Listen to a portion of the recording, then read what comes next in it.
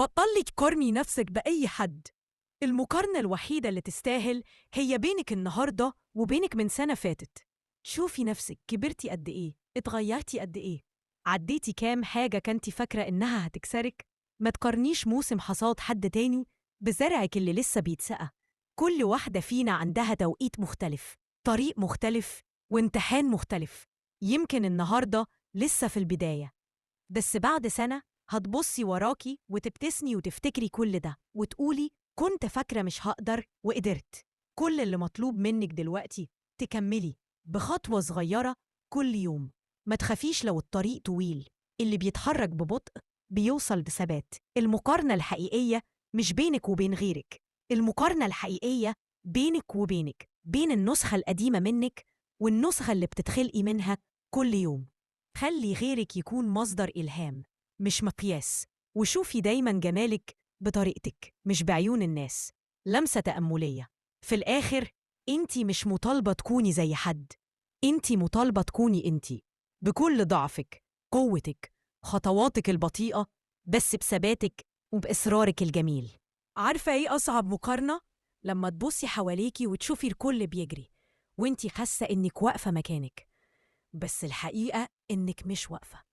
إنتي بتكبري من جوه، بتتعلمي، بتتغيري، بتفهمي نفسك أكتر. كل مرة ما وقعتيش فيها كنتي بتتعلمي التوازن، كل مرة تعبتي فيها كنتي بتبني صبرك، وكل مرة حسيتي إنك مش كفاية كان ربنا بيجهزك تبقي أكتر من كفاية. ما تستصغريش نفسك ولا تقارني بداياتك بمنتصف طريق غيرك. اللي ظاهر ليكي مش دايما الحقيقة.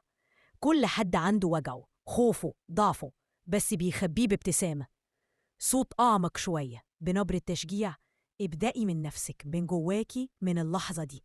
اعملي اللي تقدري عليه، وافتكري دايما اللي بيتحرك حتى بخطوة صغيرة أقرب بكتير من اللي واقف مكانه. انتي مش متأخرة، انتي في وقتك بالظبط. الزمن مش سباق، الزمن فرصة علشان تكتشفي نفسك وتعيشي حياتك على طريقتك. فمن النهاردة ما تقارنيش نفسك بحد، قارني نفسك بنفسك، وشوفي قد إيه بقيتي أقوى، أنضج وأجمل من قبل. خلي المقارنة دي تكون دافعك مش وجعك. خليها تبقى طريقتك إنك كل يوم تبقي أقرب لنسختك اللي بتحلمي بيها. انتي كفاية. يمكن تبصي لحياتك وتفتكري كل اللحظات اللي كنتي فيها ضعيفة، بس صدقيني هي دي اللي قوتك وخلتك تكوني بالشكل ده دلوقتي.